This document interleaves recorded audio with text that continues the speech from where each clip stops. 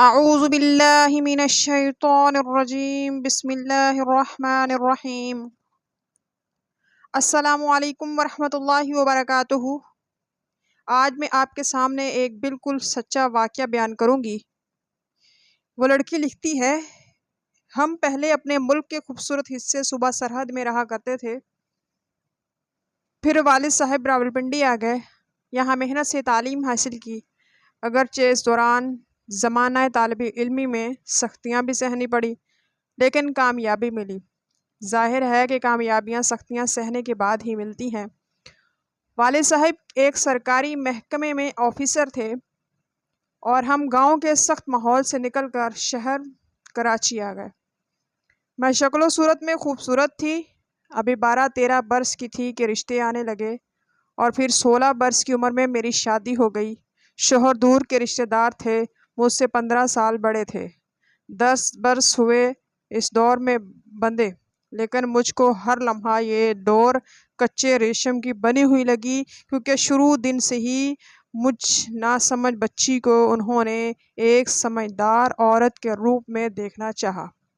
جبکہ میں ابھی میٹرک کی طالبہ تھی۔ میٹرک پاس کرتے ہی میری شادی ہو گئی۔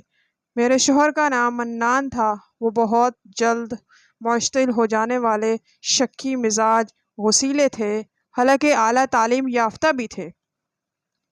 اسی تعلیمی برتری کی وجہ سے ہی تو والد صاحب نے ان کو اپنا داماد چنا تھا، کیونکہ محنت کرنا میرے شوہر کا خاصہ تھا۔ منان صاحب کی شخصیت میں بلا شبہ بہت ہی خرابیاں تھیں، لیکن اکثر مجھے محسوس ہوا یہ خوبیاں انہوں نے ایک خول کی شکل میں اپنی شخصیت پر چڑھا رکھی ہیں، ورنہ اندر سے وہ کچھ نہیں ہیں۔ شادی سے پہلے انہوں نے مجھے ایک رشتہ دار کی شادی میں دیکھا تھا۔ میں ان کو پسند آ گئی، اپنی والدہ سے کہا کہ رشتہ کرا دے۔ وہ رشتہ لینے آئی، میں ابھی طالبہ تھی۔ والد صاحب اتنی جلد شادی کے حق میں نہ تھے، چاہتے تھے کہ کم از کم گریجویشن کر لوں، لیکن والدہ نے کہا کہ شادی کے بعد بھی پڑھ سکتی ہے، رشتہ کر دے۔ والد صاحب مان گئے۔ منان اور ان کی والدہ منت سماج کرنے لگے اور ہفتے میں 2 بار آ کر منت کرتے، ہر طرح سے خیال رکھیں گے، پڑھنا چاہے گی تو پڑھائیں گے۔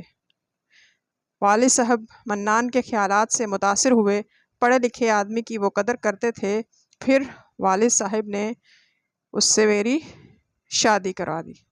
سوچا کہ اس قدر محنتی اور تعلیم یافتہ داماد ہے، خاندان بھی اچھا تھا، اچھے نظر آتے تھے وہ لوگ۔ میری ساس نرمی سے بات کرتی تھی اور لہجے میں بے حد حلیمی پائی جاتی تھی۔ یہ چیز بھی ان کی کامیابی کا سبب بنی۔ غرض انہی کی شرائط پر رشتہ منظور ہو گیا۔ پھر میں بیاہ کر اپنے گھر آ گئی۔ 2 ماہ آؤ بھگت ہوئی، کسی نے کوئی ایسی بات نہ کی جو ناگوار گزری تھی۔ اس کے بعد شوہر نے کہنا شروع کیا کہ پڑھی لکھی سے ان پڑھ جاہل لڑکیاں اچھی ہوتی ہیں، گھر ٹھیک سنبھالتی ہیں۔ بار بار ایسا کہتے تو میں نے یہی نتیجہ اخذ کیا کہ میری زیادہ تعلیم کے حق میں نہیں ہیں، اور نہیں چاہتے کہ میں کالج میں داخلہ لوں، اپنی پڑھائی کو پھر سے جاری کروں۔ لہٰذا میں نے پرائیویٹ طالبہ گریجویشن کرنے کا فیصلہ کر لیا۔ کالج جانے کی ضد چھوڑ دی، خالصتاً گھریلو خاتون خانہ بن گئی۔ شادی کے 2 سال بعد ان کی ملازمت بیرون ملک ہو گئی۔ جب بیرون ملک گئے ہوئے احساس ہوا، کیونکہ میمونہ کو کالج سے روکا۔ اب جب آتے تو کہتے کہ تم اردو اتنا کیوں نہیں جانتی، اور انگلش سے تمہیں چڑ ہے کیا، جبکہ ساری دنیا میں انگریزی زبان رائج ہے، اردو میڈیم تو اپنے ملک میں ملازمت نہیں ملتی۔ تم کو دراصل نالج بڑھانے، تعلیم حاصل کرنے سے شغف ہے۔ اگر تم چاہتی تو اپنی نالج اور تعلیمی استعداد بڑھا سکتی تھی، اس طرح میں تم کو اپنے ساتھ لے جا سکتا۔ میٹرک میں میری شادی ہوئی تھی، پھر شادی کے بعد انٹر کیا، وہ بھی 2 بچوں کے ساتھ۔ اب 3 بچے ہو گئے تھے، جن کو والدین کے گھر روزانہ چھوڑ کر میں کیسے تیسے تعلیمی ادارے میں جا سکتی تھی۔ انگلش بولنے کے لیے بھی تو کسی ایسے ادارے میں داخلہ لینا لازمی تھا جہاں انگریزی سکھائی جاتی تھی، اور وہاں جائے بغیر صحیح طریقے سے بولنا، درست تلفظ سیکھ لینا میرے لیے ناممکن تھا۔ تبھی مجھے اپنے شوہر کی یہ باتیں عجیب لگتی، بلکہ دکھ دیتی۔ یہ بیرون ملک ہوتے تھے، میں ان کی غیر موجودگی میں بھی اگر والدین کے گھر چلی جاتی تو وہ فون کرتے کہ کہاں ماری ماری پھرتی ہو، اور وہ اس بات سے چڑھتے۔ انہیں میرے والدین بالکل پسند نہیں تھے۔ ان کی ہر بات، بلکہ ہر لفظ، ہر قول، ہر فعل، خواہ کتنا ہی اچھا کیوں نہ ہو، کیڑے نکالنا منان صاحب کا اولین فرض تھا۔ گویا کے سامنے ان کی ہاں میں ہاں ملاتے، مگر بعد میں مجھے تنگ کرتے، اور کتنا تنگ کرتے کہ لفظوں میں نہیں کہہ سکتی۔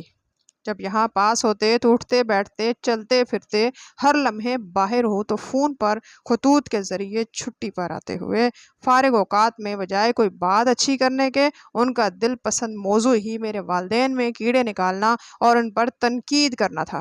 بیرون ملک جا کر لوگوں کے خیالات میں تبدیلی آ جاتی ہے۔ ان کا یہ حال ہوا کہ جب یہاں تھے ایسے سخت اور تنگ ذہن نہ تھے، بیرون ملک رہے تو واپس آتے ہی پردے کی سختی سے پابندی کرا دی۔ نہایت ہی تنگ نظر ہو گئے جب عورتوں کے بارے میں ان کا خیال تھا کہ کمرے سے یعنی بیڈ روم سے باہر نہ نکلیں، گھر کی کھڑکیاں دروازے سب بند رکھیں، پردہ بھی کسی کھڑکی کا سرکا ہوا نہ ہو۔ ان کا بس نہیں چلتا تھا کہ باہر آنے والی تازہ ہوا بھی مجھے محسوس ہو۔ ان کا مزاج کا اندازہ پھر آپ یہیں سے لگا سکتا ہے۔ نہیں، وقت گزرتا گیا، بیرون ملک زیادہ رہنے لگے، اور جب آتے تو کہتے اگر کبھی تمہارے بارے میں کوئی ایسی ویسی بات میں نے سن لی تو یاد رکھنا طلاق دینے میں منٹ نہیں لگاؤں گا۔ یہ بات وہ بار بار 10 سال تک مجھے کہتے رہے، جس سے میں بے سکون ہوتی گئی، یہاں تک کہ سوتے میں بھی مجھے جھٹکے لگتے تھے۔ آتے تو کہتے کہ گھر کی پھلواری کا خیال نہیں رکھتی ہو، گھر کی سجاوٹ کی طرف تمہارا دھیان نہیں ہے، آخر کیوں؟ حالانکہ ان کی غیر موجودگی میں گھر باہر ہر مسئلے کا بوجھ میرے کندھوں پر تھا۔